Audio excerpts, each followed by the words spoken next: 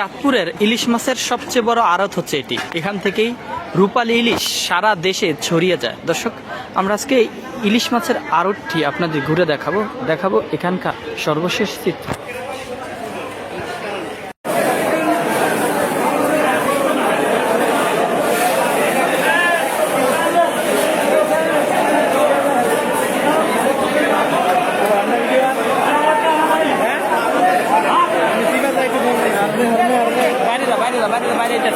আমি এদিকে আছি, এদিকে যা।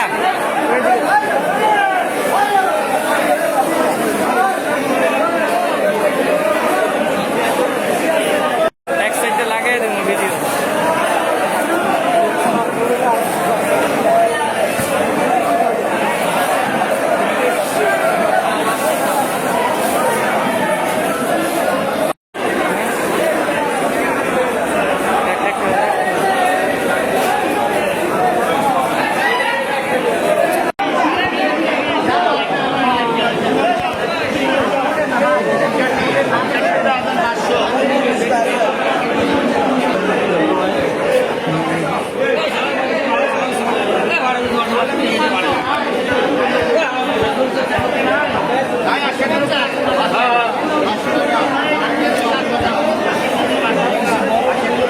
দর্শক, এটি হচ্ছে ইলিশ মাছের আড়ত। এখান থেকেই মূলত ইলিশ মাছ সারা দেশে ছড়িয়ে যায়। আপনারা নিশ্চয়ই দেখুন যে আসলে বিক্রি হচ্ছে। আমরা একটু দেরিতে এসেছি, যার কারণে হয়তো ইলিশ মাছ দেখিনি।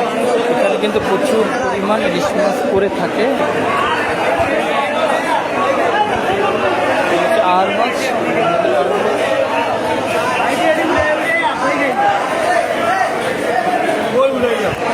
দর্শক, এখান থেকে আপনার চাঁদপুরে অরিজিনাল ইলিশ কিনতে পারবেন। যদিও ইলিশ মাছ কেনার ক্ষেত্রে অবশ্যই সাবধানতা অবলম্বন করবেন।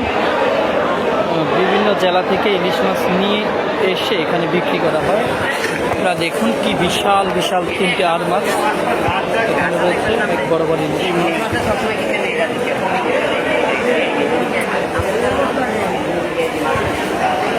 দেখুন ঘরে ঘরে সাজিয়ে রাখা হচ্ছে রূপালী ইলিশ।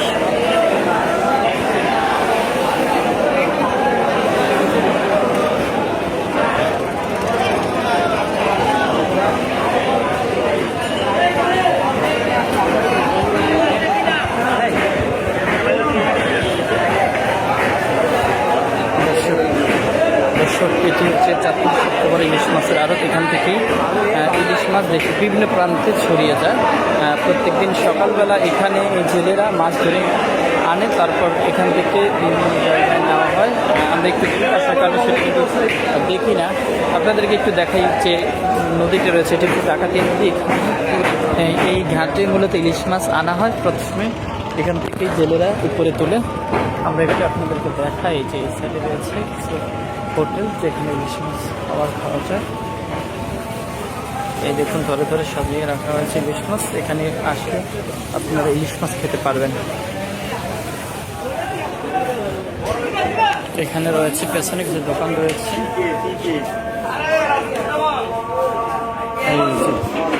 দর্শক, এই যে ইলিশ মাছ আপনারা চাঁদপুরে আসলে এখান থেকে ইলিশ মাছ খেতে পারবেন। এই আড়তের একেবারে পেছনে রয়েছে ইলিশ মাছের এই জায়গাগুলো, এখানে আসলে খেতে পারবেন। ওই যে হোটেল রয়েছে, এই আরেকটি হচ্ছে খাওয়া দাওয়া হোটেল।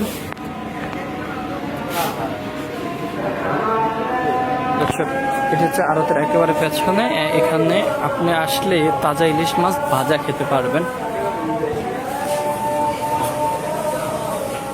আমরা একটু আড়তে যাই।